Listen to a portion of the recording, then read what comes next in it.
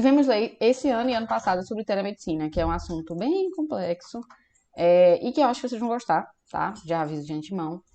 Mas eu quero deixar claro que quando se fala de saúde, a gente sempre vai ter duas representações, vocês sabem disso. A gente vai ter a visão do ensino da questão pública e a visão privada, tá bom? E essa vai ser o que a gente vai sempre se paramentar. Então, debate sobre telemedicina, teminhazinho massa pra vocês. Eu acho que se caísse no Enem ia ser uma grande surpresa. E como tem lei, pode cair, tá? Nosso minuto de aula vai ser aquele padrão que você já conhece. A gente vai debater alguns textos motivadores, vai ler uma estrutura como a estrutura sugerida, algumas áreas de conhecimento, ambientar um pouquinho vocês sobre o que é a telemedicina. E ao final, vamos fazer uma leiturazinha de redação exemplo com a correção na hora, beleza? Então vamos lá. Primeiro texto motivador, gente, primeiro texto motivador sempre é definição, tá? Se ele não for, é porque o tema é algo tão escrachado que não precisa de definição. Mas quase sempre a academia vai tentar trazer o primeiro texto como definidor para vocês, tá bom? Então, o que é telemedicina? Vamos ler o texto motivador, sempre tentando ler de maneira ativa. A gente vai sempre focar bastante na fonte, quem gerou essa fonte. A partir dessa fonte, a gente vai fazer uma leitura de cada parágrafo de maneira ativa. Se o parágrafo for muito grande, vamos tentar só ler o primeiro e o último, frases para não se perder, orações. E sacar o que esse texto está tentando falar para a gente. Então, ele coloca aí, disponível em brasiltelemedicina.com.br, é um artigo intitulado O que é telemedicina e como funciona, quais os seus benefícios. Então, bora lá. A telemedicina, uma área da telesaúde, é uma especialidade médica que disponibiliza serviços à distância para o cuidado com a saúde, tá? Então, é uma especialidade médica, vamos ter atenção a isso. O que ocorre por meio de modernas tecnologias digitais que promovam a assistência médica online a pacientes, clínicas, hospitais e profissionais de saúde. Não é só a paciente, tá bom? Vamos ver que interessante. Este intercâmbio de informações acontece através da internet, em plataformas online para acesso a computador, celular ou tablet, que garantem alta velocidade no acolhimento. Parágrafo 2. Um importante suporte para a telemedicina tradicional, a telemedicina surgiu graças à evolução do conhecimento científico e ao aprimoramento dos recursos tecnológicos, levando a locais distantes o apoio de profissionais qualificados de forma rápida, descomplicada e eficiente. Ela pode ainda monitorar as condições de saúde do indivíduo de forma remota e intervir quando detectar algo de errado antes de ser muito tarde. A telemedicina tem um grande potencial de melhorar o atendimento de saúde no país, pois facilita os processos ao colocar o maior número de pessoas em contato com a saúde de forma online e bem estruturada, conectadas a profissionais capacitados para esse tipo de assistência. Último parágrafo, ao contrário dos que muito pensam, deixa eu botar aqui para vocês mais próximo, ao contrário dos que muito pensam, a telemedicina não é uma inimiga da medicina tradicional, já que vem, na verdade, para aprimorá-la e não substituí-la. Afinal, ela representa um avanço tecnológico na área médica e de saúde, a qual continua dependendo do lado humano. Então, paramentando aí, a telemedicina, a gente entende com esse texto, acho que vocês concordam comigo. Primeiro, é um texto útil, tá? É um texto bastante útil. Eu acho que vocês já devem perceber aí o motivo dele ser útil. Porque ele vai trazer pra gente a definição. Eu acho que pode virar uma tese, sim. Quando você avalia o lado dessa especialidade médica. Tá? Já trago para a realidade para vocês no Brasil. Não existe a especialidade médica telemedicina. Tá? No Brasil não existe essa especialidade médica. Então, a gente, em vez de ter profissionais preparados para isso, fazendo esse tipo de abordagem, a gente tem profissionais formados de maneira genérica, encarando uma nova barreira, que é se conectar com o paciente apenas de maneira remota, tá bom? A definição do texto, obviamente, é definir benefícios. Deixa eu adicionar aqui. Então, o objetivo desse texto aí foi definir os benefícios e o que é a telemedicina. De fato, o que tinha trazido lá na nossa fonte.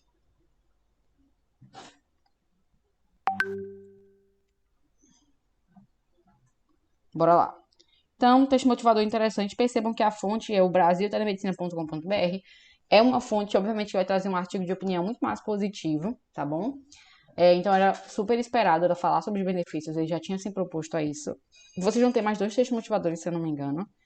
E aí a gente vai conseguir ver alguns vieses, quatro na verdade, né?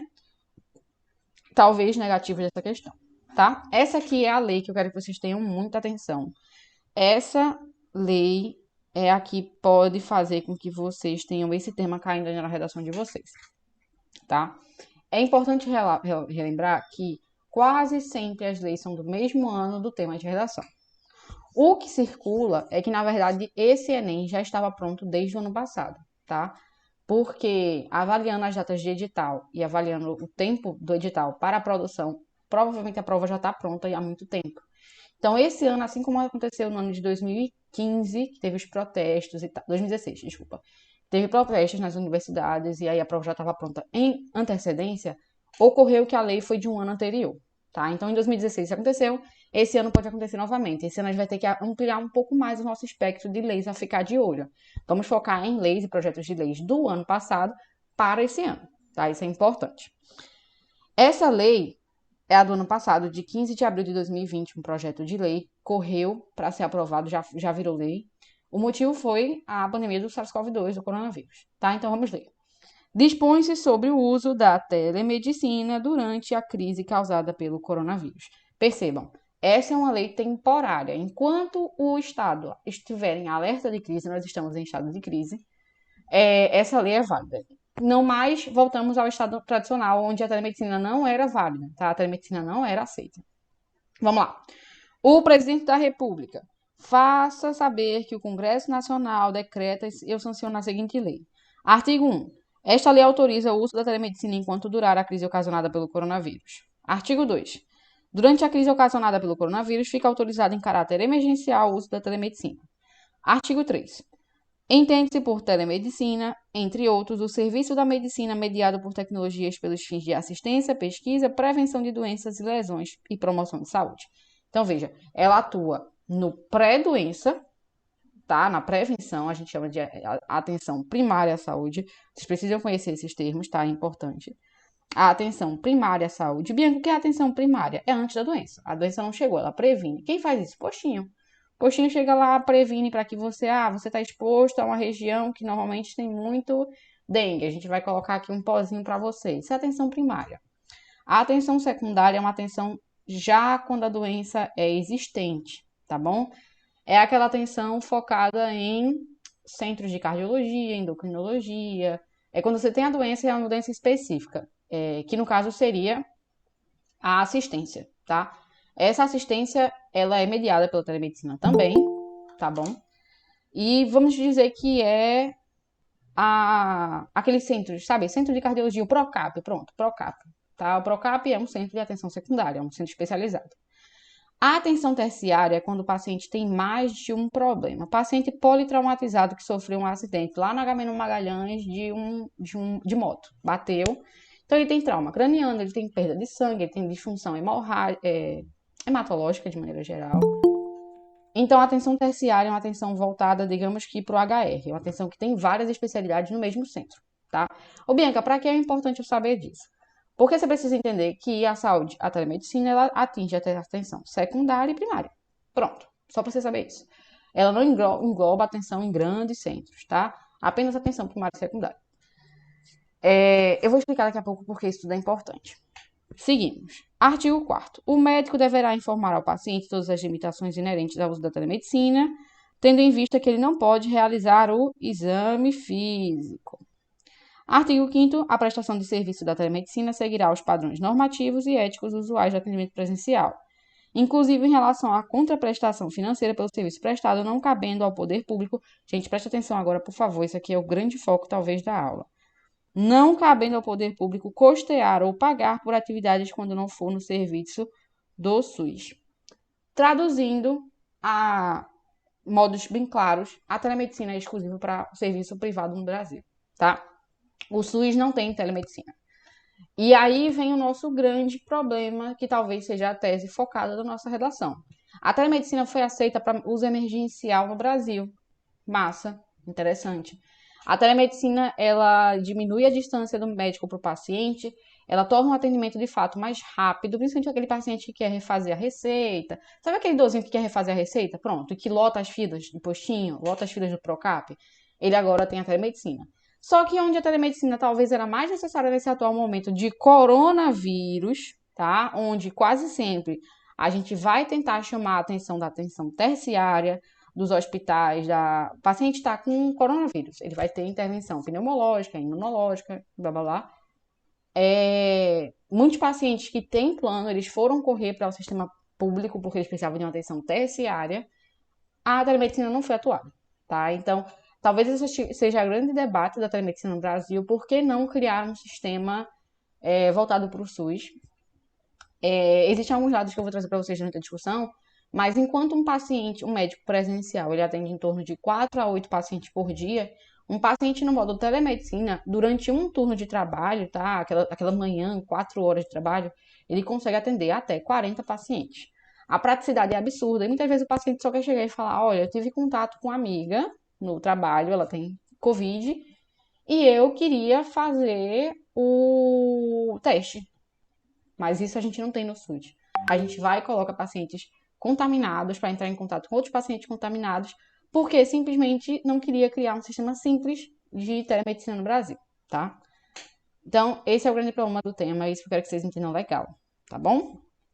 Texto 3. Texto 3, vamos ler a nossa fonte. Nossa fonte é o blog do Drauzio Varela, falando da telemedicina, o papel do paciente e o papel do médico. Vocês já devem ter pensado nisso, né? Quando eu falei, gente, mas não tem telemedicina no Brasil. Vocês devem ter pensado, poxa, Bianca, mas no Brasil é complicado.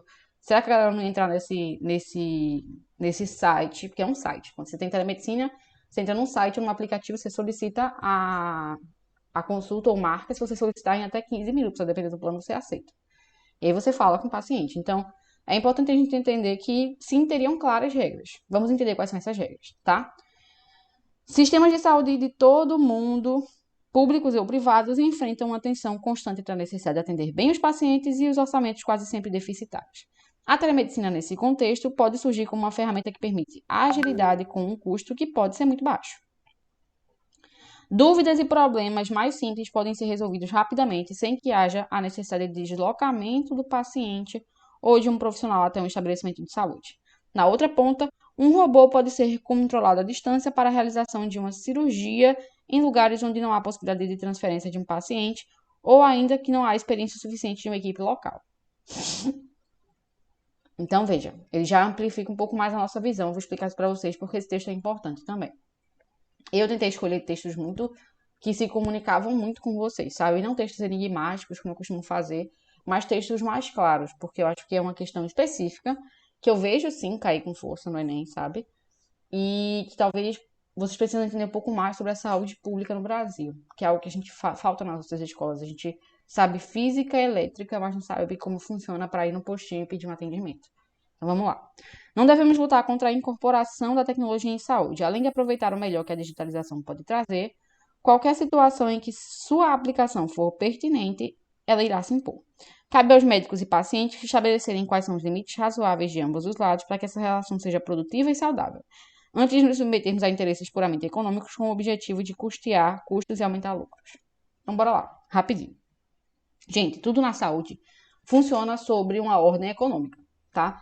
A gente só tem o SUS no Brasil porque para que as empresas viessem se instalar no Brasil e para que um paciente sofresse pegasse uma doença tropical besta que se resolvia com antibiótico e ele não morresse, tá? O SUS começou a fazer cálculos. A galera da Constituição, da administração executiva, começou a fazer cálculos. Se eu pego um paciente, ele nasce dentro do meu sistema, ele custa ali, a educação dele é pública, beleza. A partir dos 18 anos, ele começa a me devolver o que ele me pagou em imposto.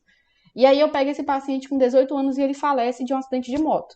O Estado perde com a morte daquela pessoa, tá? A gente tinha muitos agravos no torno de 18 a 40 anos, que não fazia com que o investimento do Estado voltasse para o Estado.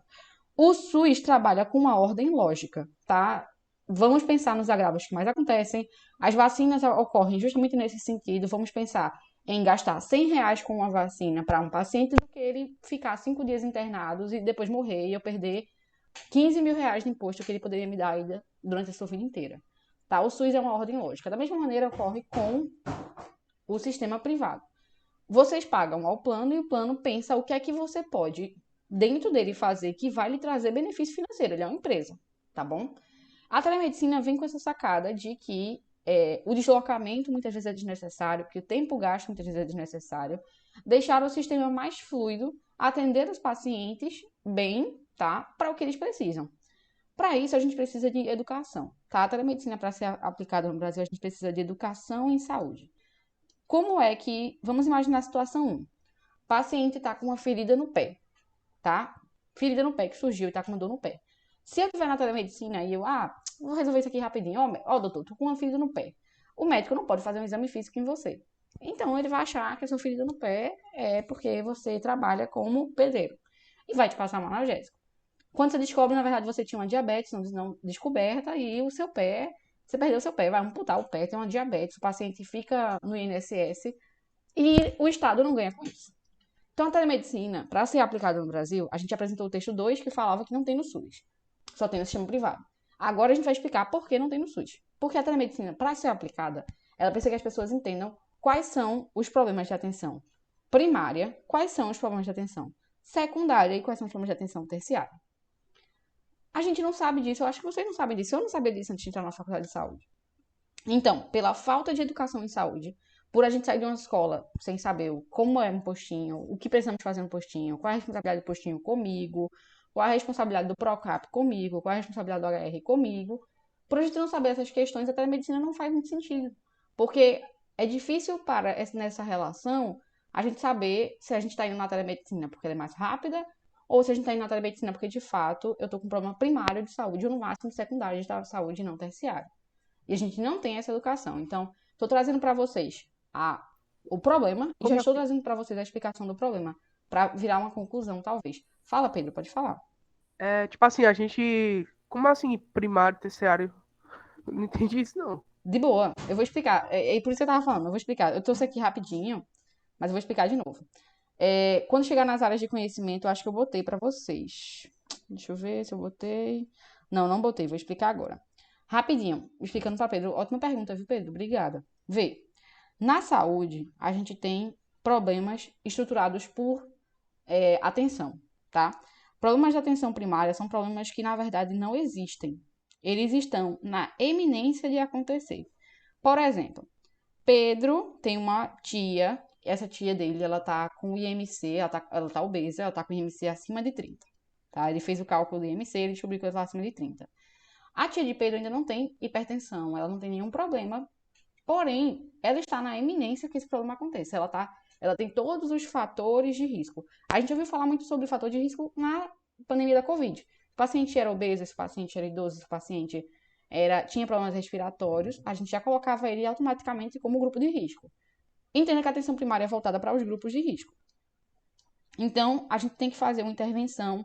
Se a sua tia fantasiosa que eu acabei de criar, ela conhecer que um medicamento que custa R$10 pode fazer ela perder peso, a gente está evitando uma hipertensão, uma AVC, uma dislipidemia, síndrome metabólica, diabetes, tudo isso se ela perder peso e eu sei qual é o medicamento que serve para ela perder peso. Isso é atenção primária, é só olhar para o paciente, pegar algumas informações de prontuário, trabalho burocrático, tá? Pegar as informações dela, qual o seu peso, qual a sua idade, e ver, ela é grupo de risco, vou intervir nela. Isso é atenção primária. Isso tem que ter na telemedicina. A telemedicina, se for instalada no SUS, ela precisa disso. Isso básico. Vocês, por exemplo, Bianca, olha, estou dormindo mal de noite. Feita a geração Z agora, né? Não, a gente não dorme. Café da manhã é cringe. Massa. Você não tá dormindo provavelmente porque o celular tá causando alterações de sono. Alteração de sono associado à adolescência é grupo de risco para depressão. Esse paciente já tem que ter intervenção em saúde mental. E a gente não sabe disso. Isso seria atenção primária. A atenção secundária é o paciente que tem um problema, mas ele só tem um problema, tá? É aquele paciente que... Minha amiga tem lúpus, Bianca. Minha amiga tem lúpus. Ela só tem lúpus. Ela tem 19 anos, ela é saudável, ela tá bem, ela só tem lúpus. Ela precisa de atenção secundária. Ela precisa revisar a mesma medicação, mas ela só tem uma doença, tá? É o que a gente chama de doença não etiológica. Ela tem uma doença, mas essa doença não é etiologia para outras doenças. A atenção terciária é quando o paciente precisa de mais de uma área de saúde na sua intervenção. Hipertensão. Hipertensão não é uma doença não etiológica, ela é etiológica. Hipertensão é fator de risco para diabetes, hipertensão é fator de risco para dor de cabeça, aneurisma, AVC, que mais? Demência. Tudo isso, então, é uma doença que gera outras etiologias. tá? É uma doença etiológica. Esquistossomose. Esquistossomose é uma doença que gera problema no fígado, que gera alterações de corpo, de autoestima, doença de atenção terciária. Então, na atenção primária e secundária, a gente pode fazer uma telemedicina. Na atenção terciária, não. Na atenção terciária, eu vou precisar de uma intervenção de vários profissionais. E aí eu preciso ir para o hospital. Mas a gente não sabe disso. O postinho de saúde é para isso. O postinho é para bater na casa de pessoa por pessoa e perguntar quais são as suas doenças para prevenir que você entre na atenção secundária ou terciária. Quando o paciente chega no hospital na atenção terciária, significa que a primária falhou e a secundária falhou. Entenderam? Ficou claro? Ficou claro, Pedro? Não sei se vocês entenderam. Ficou sim.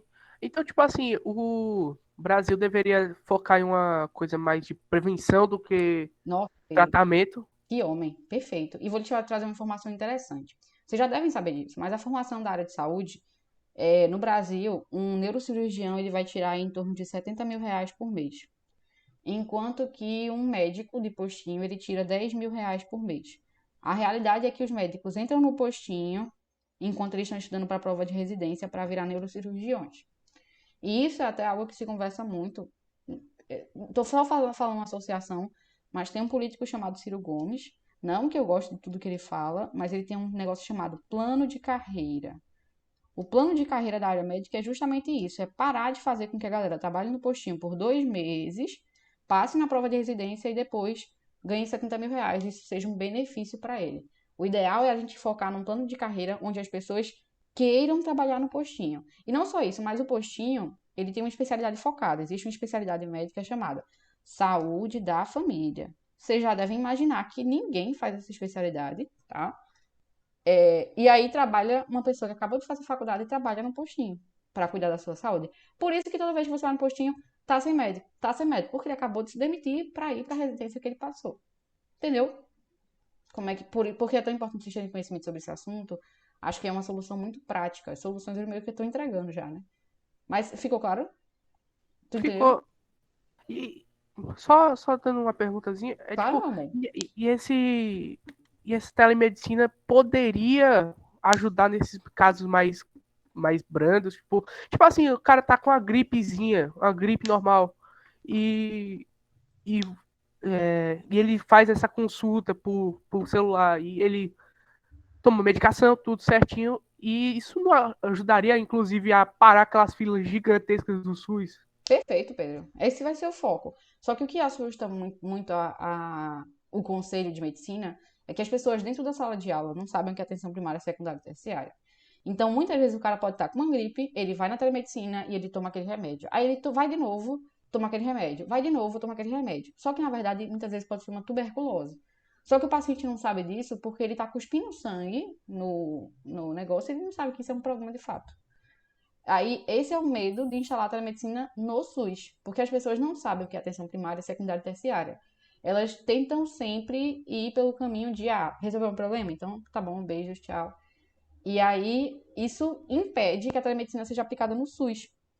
E você mesmo está vendo todos os benefícios que isso pode acontecer.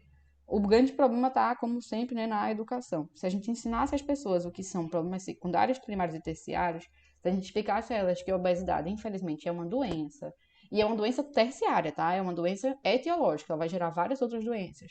Se a gente explicasse que a hipertensão é uma doença etiológica, as pessoas iam compreender um pouco melhor que elas precisam, de quem elas precisam e por que intervir. A coisa mais comum do mundo, gente, que eu vejo é o paciente, parei de tomar um remédio de hipertensão. Por quê? Porque eu não tô sentindo nada. De fato, você tá com 40 anos, não tá sentindo nada, não, agora. Mas daqui a pouco, às 50, Ô, 60, tem um professora, AVC. Oi, meu Júlio, pode falar. é onde também surge a automedicação, né? Interessante, Júlio. O doutor Google, né? Muito bom. E isso pode virar tese da redação de vocês. Vejam quantas ideias. Por isso que eu estou explicando um pouquinho, porque eu acho que ele tem termos desconhecidos. A telemedicina é um pouco desconhecida pra gente.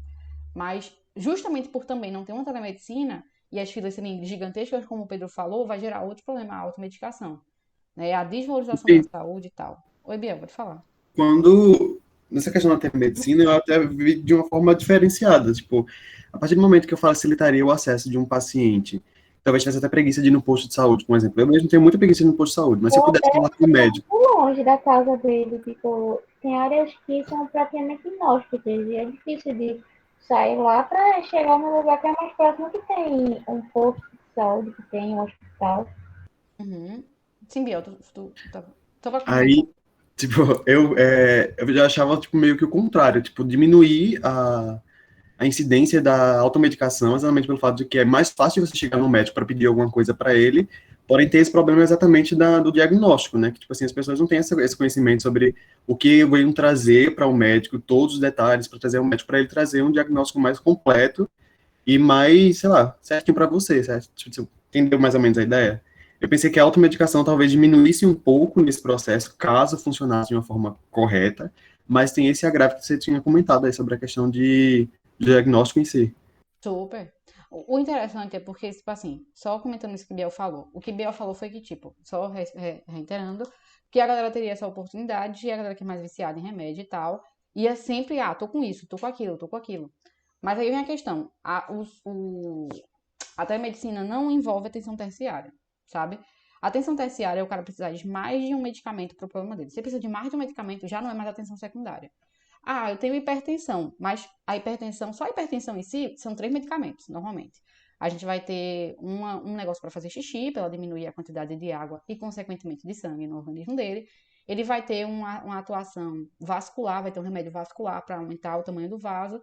E ele pode ter um remédio para deixar o coração dele batendo num ritmo mais sincronizado. Então, a hipertensão, por exemplo, não é uma doença de atenção terciária.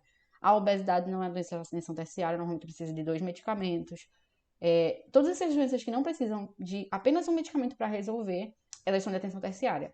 E aí, por isso que é importante a educação. O paciente que tem esse tipo de situação, ele não pode ir na telemedicina. Ele tem que ter a compreensão que ele não é cabível dentro daquele sistema, justamente para não retroalimentar isso. Como a Vitória tinha falado, vou só reiterar o que a Vitória falou, é bem importante isso que Vi falou, porque assim, a telemedicina também tem aquele pequeno ponto, eu considero hoje pequeno no Brasil, de acesso à saúde, acesso à tecnologia, acesso ao celular, acesso ao computador. E aí, reiterando o que a Vitória falou, também é importante que, se a telemedicina for aplicada, como existe no Maranhão, se não me engano, é no Ceará, meu pai, existem pequenas lan houses, sabe? Casas com computador, uma webcam, onde o paciente faz a sua consulta telemédica, tá? No Ceará, o SUS não paga. Quem está pagando é a Secretaria Estadual de Saúde. A Secretaria Estadual de Saúde faz uma telemedicina pública para aquela galera de regiões inóspitas. E nessas regiões inóspitas, eles vão andando até o centro da cidade. Vamos lá,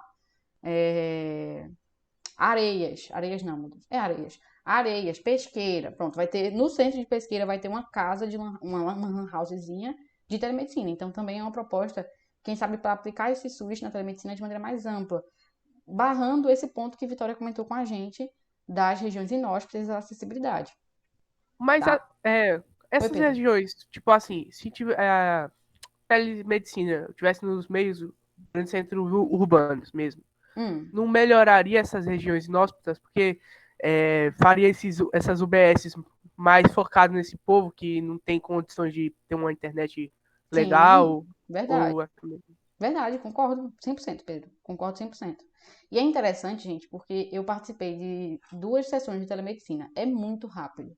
Sabe, o médico chega aqui, ele chega lá, ele se conecta à base, ele tem acesso a 2 minutinhos antes da consulta para ler todo o prontuário online do paciente. Isso aqui no Brasil, onde eu moro, Pernambuco. Tudo online, é tudo privado. Aí passa 2 minutinhos lendo aquele paciente. Se é um paciente que volta muito, a gente já fica ligado, talvez por uma questão de necessidade, alteração psicológica. E aí é rapidíssimo, tá? Qual é o seu problema? Tal. Ele fala, olha, esse não é o problema da telemedicina, eu não posso intervir. Ou então, esse problema eu posso intervir. E assim, ó, questão de 2 minutos. Um médico, numa manhã, ele atende no mínimo 40 pacientes. Sabe? É muito bom, é muito rápido. E também é muito prático. Olha, eu não posso lhe ajudar. Vou lhe indicar para a região mais próxima. E os médicos, nós já sabemos que o paciente tem desconhecimento. Então, às vezes, olha, vem cá, o seu problema é de atenção terciária, a senhora vai ter que ir no centro de cardiologia daí. Eu vou pesquisar aqui qual é o centro de cardiologia. Olha, é o Procap. Vá lá no Procap. Para ir no Procap, a senhora não pode só chegar no Procap, vai ter que ir no seu postinho. Onde é que a senhora mora? Eu moro na Ilha do Maruim. Olha, pronto, a UBS da Ilha do Maruim fica em tal rua. Vá na UBS da Ilha do Maruim, UBS, postinho, atenção primária. e peça um encaminhamento do Procap com esse negócio que eu vou lhe dar agora. Ele faz uma assinatura de parecer. Parecer, você precisa ver aquela pessoa. Aí a pessoa imprime o parecer, vai na UBS e agenda para sua atenção terciária, que normalmente é do SUS. É um negócio muito simples, muito prático, que tornaria a saúde mais dinâmica. É muito interessante. Eu sou defensora babona mesmo da telemedicina. Bem, para finalizar, texto 4, vem, não gosto de Ô, mudanças. professora, Oi, meu amor, pode falar. desculpe interromper, mas só uma pergunta. Por favor, É João. onde entra também o papel dos biomédicos, né? Já que é muita questão de doenças. Especifica um pouquinho mais a pergunta, Chuchu. Porque como assim, a telemedicina, você falou situações sobre doenças e tal. É onde entra o papel dos biomédicos. Os papéis do biomédico dentro da área de saúde, eles são voltados para análise patológica, histológica e biológica. Então, se eu marco se eu estou na UTI, o biomédico vai atuar na gasometria arterial, eu vou colher o sangue, ele vai me dar como é que está aquele sangue daquele paciente. O paciente está com uma infecção que eu não sei o que é, eu vou coletar, e o biomédico tem a atuação de pegar uma placa e fazer a curetagem, próxima curetagem, identificar qual é aquele agente antibiótico, me indicar, desculpa, falar quem é aquela bactéria, me passar um antibiótico específico para aquela bactéria, que com certeza vai matar ela, para não gerar uma resistência microbiológica. Ou o que pode acontecer é o biomédico atuar nas áreas também de estética. Existem biomédicos estéticos, eles fazem parte da área de estética mesmo. E tem biomédicos voltados para a área de patologia e radiologia. Eles atuam identificando se aquilo ali é um pedaço de... Vamos lá, fiz uma coleta de um câncer na tireoide. Só que aí ele vai identificar que aquela histologia não é de tireoide. Aquela histologia, aquele tecido, ele na verdade é é muscular. Então a gente já vai tentar identificar se na hora de cortar o médico não cortou aquela tireoide errado, tirou um pedaço de um músculo, ou se a gente está tendo uma metaplasia, uma alteração do tecido que deveria ser tireoidiano para um tecido muscular. A atuação do biomédico é mais com isso, é mais com pedaços da vida, sabe? O biomédico não trabalha nessa parte do sistema de saúde hospitalar. A atuação do biomédico é mais exclusiva para laboratórios. Quem fica nessa Entendi. parte, mais ou menos, normalmente são médicos, enfermeiros e toda a equipe de enfermagem de maneira mandatória. E, a depender do caso específico, a gente pode atuar com nutricionistas, com psicólogos, com farmacêuticos, mas a parte biomédica ela é um pouco mais fora da estrutura sala de hospital. Ela é dentro do laboratório, ainda dentro do hospital, mas um pouco mais excluída. Entendeu? Não sei se ficou claro. Entendi agora. Entendeu? Se você quiser, Júlio, depois eu vou te passar o contato de um biomédico para tu conhecer um pouco mais sobre a atuação. Biomédicos também, biomédicos e farmacêuticos. Ótimo, ótimo. Biólogos também são ótimos pesquisadores, sabe? A área de pesquisa é muito forte para eles. Aí eu posso te passar um contato. Farmácia roubando tudo. Hum? Farmácia roubando tudo. Deixa eu especificar rapidinho sobre farmácia. Farmácia faz tudo, tá? Eles podem entrar na área de qualquer pessoa.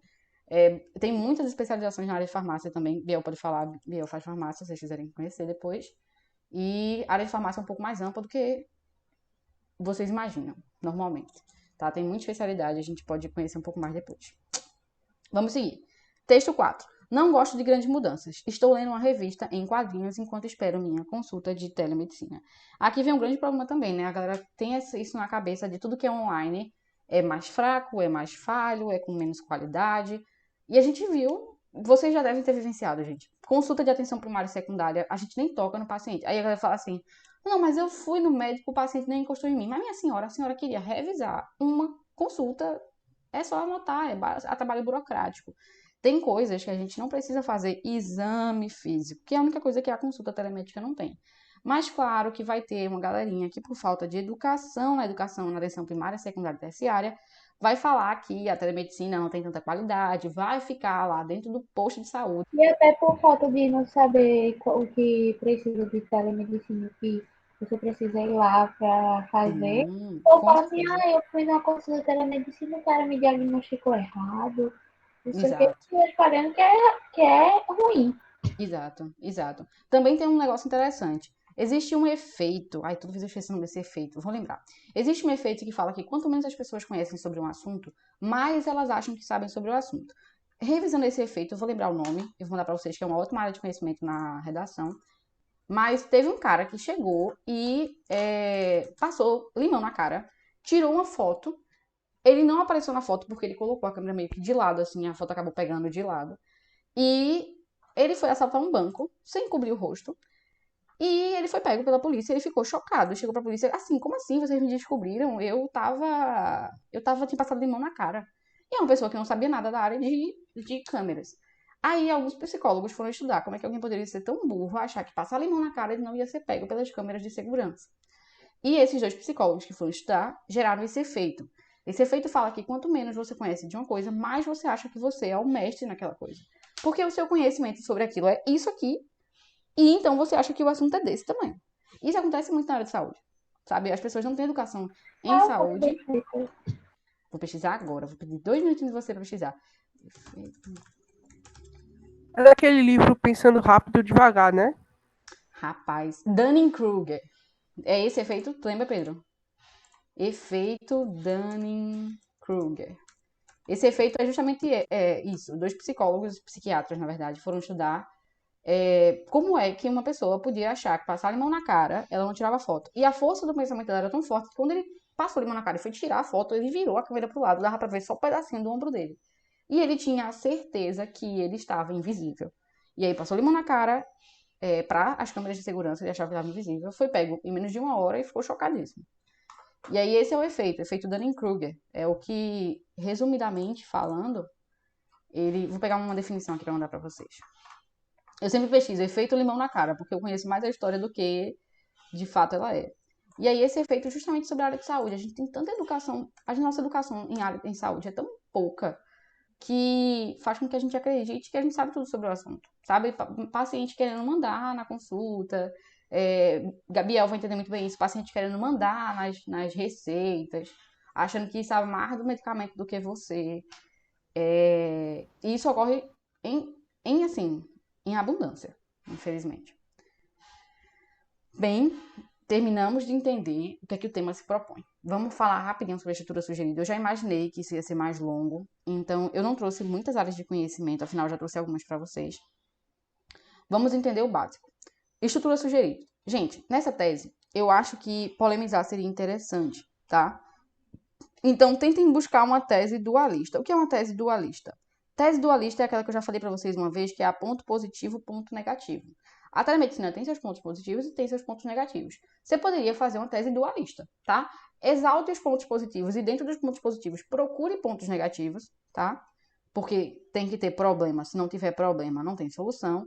Então, procure um ponto positivo dentro do ponto... Encontre um ponto negativo dentro do ponto positivo, no D1. No D2, meta o pau mesmo, vá com Deus e o problema já vai estar claro. Mas não esqueçam, ao final do desenvolvimento tem que ter fechamento, tem que ter um problema, tá? Eu acho que essa tese chamaria muita atenção. Outro ponto que vocês podem fazer de tese também é a tese apenas a favor ou apenas contra, tá? Eu acho que é uma atitude mais branda, deixar bem claro o seu posicionamento, seu ponto de vista, tá? Acho que seria uma boa para vocês. Sobre o desenvolvimento. No desenvolvimento, o tópico frasal tentem ser muito qualitativos, tá? Esse tema é muito inovador. Se esse tema cair, é um tema muito inovador para os corretores também. Então, é importante a gente abusar da nossa capacidade de coesão, de conhecimento sobre o assunto. No encadeamento, lá naquela parte do argumento, evite áreas de conhecimento batidas, áreas de conhecimento senso comum. Afinal, é um tema que você tem uma grande capacidade de manter o interesse do corretor. Como eu tentei manter a atenção de vocês aqui por quase 40 minutos, a gente tá falando aqui sem parar por quase 40 minutos. É um tema muito interessante, você tem uma grande capacidade de chamar a atenção desse teu corretor. Então, evita áreas de conhecimento batida, pensa bastante no que vai elaborar, pensa numa tese antes de escrever, reescreva o seu desenvolvimento, sinta-se à vontade para fazer isso, tá? E abuse de notícias, sempre, porque é um tema muito atual, tá? Então, tente abusar de notícias, das leis, do que você conhece sobre esse assunto e o que você não conhece, pesquise, tá? Porque, como eu já falei, embora eu não goste que vocês pesquisem antes de fazer redação, esse é um tema que eu acho que tem forte chance de cair. Então, é bom a gente ter um conhecimento prévio. No fechamento, deixe um fechamento mais amplo. Eu sempre peço um fechamento específico, mas hoje eu vou pedir amplo. para que você possa ter uma variada gama de soluções. Aqui vão algumas soluções, dessa vez eu vou deixar algumas soluções pré-prontas para vocês, porque eu já acabei falando enquanto eu estava dando a aula. Eu imaginei que eu ia falar de novo. Então é importante, primeiro, a aderência tecnológica do SUS com a instalação de uma telemedicina com qualidade. Então, ter um sistema organizado, essa leitura de prontuário, como eu tinha falado anteriormente, tá? Ter pequenos centros de telemedicina especializados ao redor. Solução 2, que eu acho interessante, o SAD. O SAD é o Serviço de Atendimento Domiciliar. O SAD é aquele atendimento que o paciente precisa de um remedinho, aquele paciente acamado, aquele dorzinho. Seria massa para esses pacientes também, porque aí a gente só precisa renovar a entrega de medicações, renovar a receita, fica legal. Centros de telemedicina instalados pelo país. Vocês também podem pensar naquilo que a gente tinha conversado antes, um plano de carreira para que os médicos valorizem mais a atenção primária, a prevenção é importante e outros aspectos. Na retomada de tese da solução, eu acho que vocês não precisam fazer, porque esse tema é tão específico que não precisa fazer retomada de tese. Se não quiser fazer, não precisa, eu acho. A retomada de tese ela só é necessária quando o tema é confuso e muito amplo, então você vai especificar de novo a tese na conclusão. Como o tema é específico demais, não precisa fazer retomada de tese, porque o corretor com certeza não vai se confundir. Na conclusão de redação, eu acho necessária, tá? Porque é um tema que fala sobre a realidade. Então, tentem fazer uma conclusãozinha, finalizar a redação ali. Dessa maneira, vai haver uma melhora na saúde pública nacional e blá, blá, blá, blá, blá, blá. De maneira bem enfática, tá bom? Áreas de conhecimento, tá? Primeiro, área de conhecimento, tele-UTI.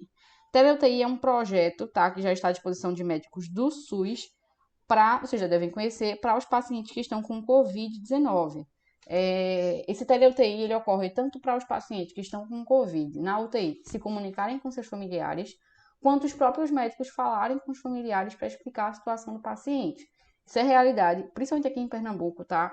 O centro do IMIP estava fazendo isso. O IMIP era um centro de Covid-19. E eles estavam fazendo essa atuação de explicar para a família como encontra-se o caso do paciente, para falar com o familiar antes da intubação. Então, assim, é um projeto muito interessante. Entra aí como dados e notícias o que eu falei para vocês. Eu queria que vocês trouxessem dados atuais. A Covid revolucionou a visão da telemedicina e a gente tem que aproveitar isso na nossa redação. Funcionamento, né? Sobre esse sistema aí rapidinho, o projeto prevê que nos próximos meses haverá disponibilização de aplicativos e endereços eletrônicos para agendamento virtual, atestados, receitas e informações clínicas. Lembrando que o tele-UTI não foi para todo mundo, ele era só uma opção voltada mais para o centro, sul e sudeste do país e alguns centros no norte e nordeste, como o IMIP, tá? Ao final do atendimento, o paciente recebe no seu e-mail, um resumo da consulta e uma pesquisa de satisfação. Vê que interessante. A gente que conhece, né, um SUS, onde os médicos são soberanos e não pode dar opinião sobre o atendimento deles, agora a telemedicina vai nos disponibilizar isso. E eu acho muito interessante. Tá? O tele-UTI é o que a gente tem hoje mais próximo de telemedicina dentro do SUS e vocês podem sim utilizar como área de conhecimento e como solução, tá? Quem sabe uma ampliação do tele-UTI a nível União, né? A nível federal. Alguns dados científicos, a conectividade e saúde digital na vida do médico brasileiro. A pesquisa contou com a participação de 2.300 médicos quase, dos quais 60% era do sexo masculino e 39% do sexo feminino.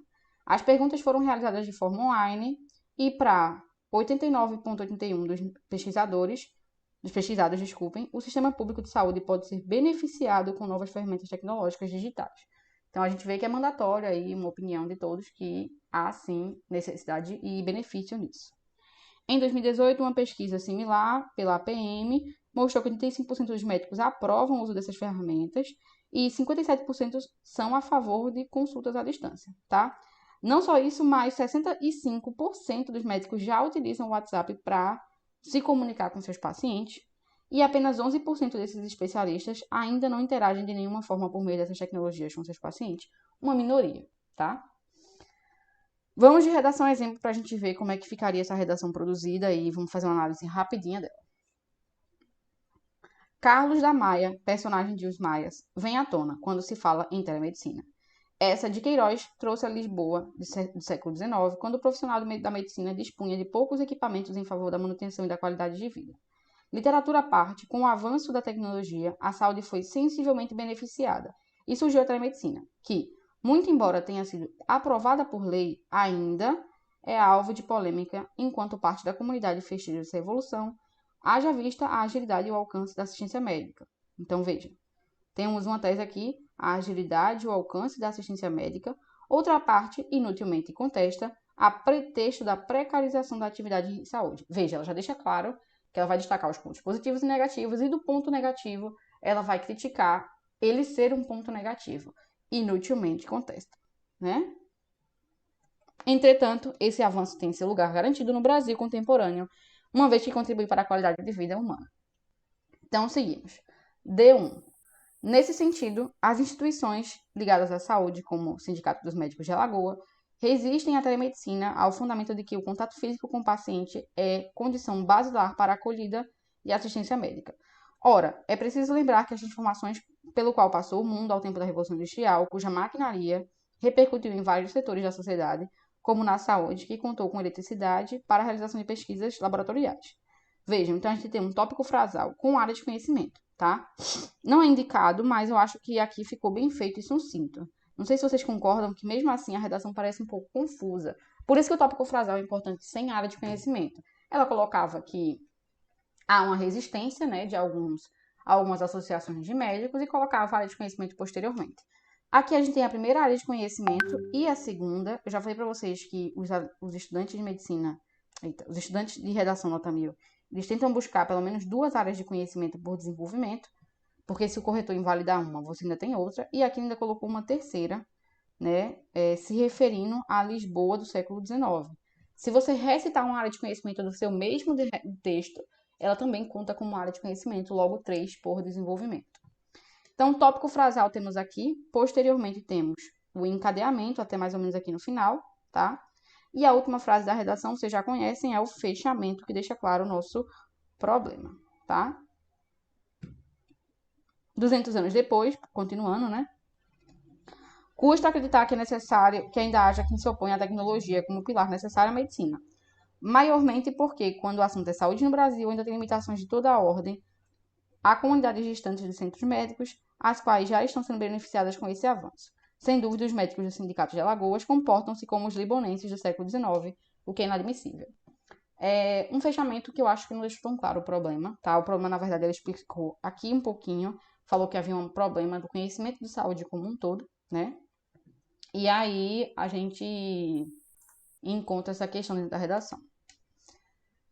Gente, eu vou deixar esse D2 e essa conclusão para vocês lerem, tá? Também tem a mesma coisa, a gente tem mais uma área de conhecimento no D2. A gente tem um fechamento mais específico aqui. Vou correr para a solução, porque vai acabar daqui a pouco o meu tempo de aula, só tenho mais 4 minutos com vocês no Google Meet. Leiam depois, mas assim, é uma redação um pouco confusa, porque ela tem mania de não colocar tópico frasal de maneira tópico frasal. Ela coloca mais longo. Então acaba que toda a redação acaba ficando um pouco confusa. Tem um domínio mais ou menos em paragrafação e utiliza os conectivos de maneira pobre, o que acaba deixando o texto confuso em si. Mas a gente tem ótimas áreas de conhecimento e uma opinião bem fomentada sobre. Na conclusão, a gente vai ter agente, ação,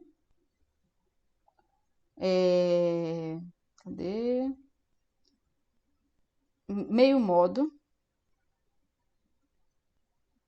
tá? E finalidade. O que ficou faltando aqui foi basicamente o detalhamento. Detalhamento esse que ela poderia ter feito o detalhamento de 2 maneiras, só para explicar a vocês, porque é algo que está falhando nas redações de vocês também. Além dos outros agentes, existe o agente de detalhamento. Ele é o 5º agente. Fora a ação, agente, finalidade, meio modo, temos o detalhamento. O detalhamento ele pode ocorrer de 2 maneiras, principalmente.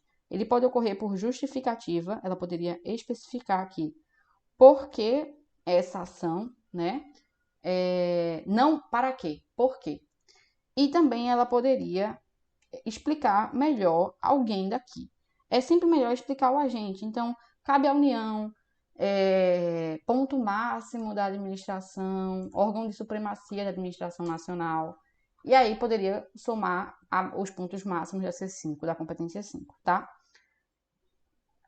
Só fazendo uma pontuação aqui com vocês, ela tem alguns erros gramaticais que eu tentei consertar, mas eu vejo que a estrutura ainda ficou um pouco bagunçada. Vou dar 180, vai. A competência 2, vocês viram quantas áreas de conhecimento? Contudo, mesmo que tire 200 na competência 3, o argumento não está bom, ele está bagunçado, ele está confuso. E isso é algo que ocorreu por causa da falta de conhecimento dos mecanismos linguísticos. São mecanismos informais, sem dúvida. Que é isso, sem dúvida? Sabe? Mecanismos informais, mecanismos que dão um pouco da sua opinião. Colocar inutilmente contesta. Talvez não foi tão interessante, foi meio informal, deu a sua opinião sobre o assunto, que a gente tem que dar, mas não tão clara dessa maneira. Eu daria 160. E a C5 vai tirar 160 também, porque faltou o detalhamento. Lembrem de colocar esses 5 elementos, é muito importante. Eu pensaria em despontuar ainda mais, talvez porque o final do desenvolvimento 1 não deixou tão clara a atuação da solução. Vocês vão ler o D2, mas também não fez isso de maneira tão interessante. Melhor do que no outro desenvolvimento, né? O D2 sempre é melhor que o D1. Tem que ser, na verdade. Mas ainda falhou um pouquinho e eu acho que isso é defeito da solução e é defeito do argumento. Vou tirar dos dois. Então, aí eu acho que a nota da estudante ficaria em 840. Isso aqui foi uma redação que eu vi como 1000 numa plataforma. Aí trouxe para vocês, para a gente ver que existem sim defeitos. Vejam que ela não colocou retomada de tese, porque é um tema específico, não precisava. E a conclusão de redação faltou, eu senti falta também, tá? Quando eu li a redação para vocês. Leiam a redação, avaliem cada uma das estruturas, tá bom? Meu tempo tá acabando, tenho 1 minuto. Queria agradecer a presença de todos, tá? Eu gravei a aula, então quem quiser ver depois, fique à vontade. E meu telefone tá aí, meu contato. Falem lá no grupo qualquer coisa. Tentem produzir sobre essa redação. É um tema muito importante, muito relevante. E obrigada às perguntas e às dúvidas de todos, tornar a aula muito mais interativa. Feito? Vou correr porque falta 1 segundo para ela acabar. Ai, acabou.